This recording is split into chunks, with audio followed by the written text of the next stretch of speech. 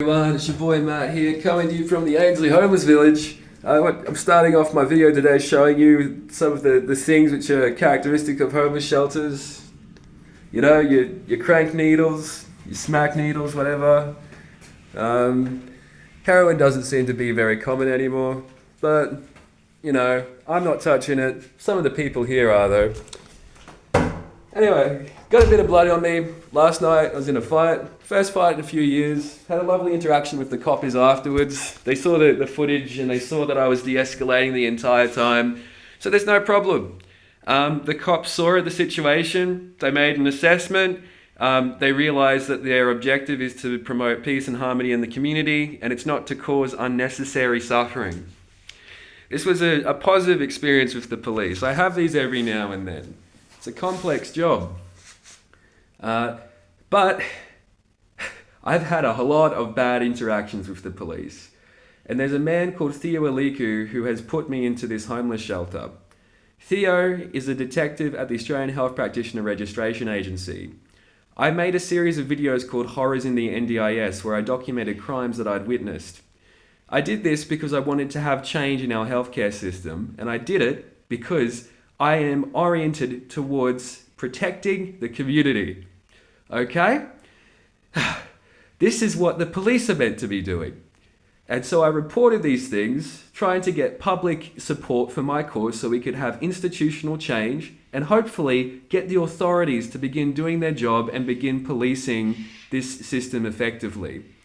Instead, the response I get from this shit-eater, this truly terrible, mediocre man, this 100 IQ genius, this fucking sadistic moron, and sadism is all there is to this. This man enjoys inflicting punishment and enjoys inflicting suffering onto others, such that I'm currently living in this homeless shelter.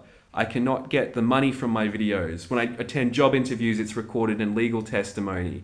He has told me that he is, or signaled to me that he is recording my interviews, and my phone is constantly tapped. I have had a level of harassment from this man which has resulted in me living in this shelter. Right? Theo did this to me. We are going to do something similar to him. Law enforcement is there to serve the community.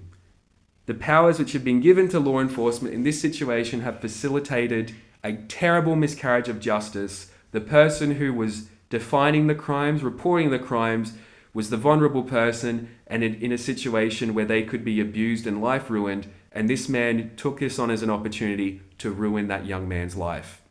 I have lost at least 2 years of my life. Future years don't look so good, and this man is to blame. We are destroying Theo. By this I don't mean kill him, although if someone did that I would not care. I mean do anything you can to make him miserable. I want the community to come together over this, and I want you to be creative but also practical. Give fucking laxatives to the dog so it shits on his carpet. If you're really brave, you can skip the middleman and shit on his carpet straight away. Find some way to make him miserable. Be creative. Find where he lives and make it so that going to a homeless shelter is a more hospitable option for him. Find where he works and make it sure that everyone in his workplace knows what a terrible man he is, and demonstrate outside both his workplace and his home. Make the community needs to tell him exactly what a complete sack of shit he is. Right? My job previously was to rehabilitate criminal offenders. I would become their friends and work through the best parts of them so they could be better people. I am a person who is used to working with people who others would define as the worst in society, and I do not see them as the worst. I see people like Theo as the worst. People who get some form of legitimate authority and then use this legitimate authority to cause suffering.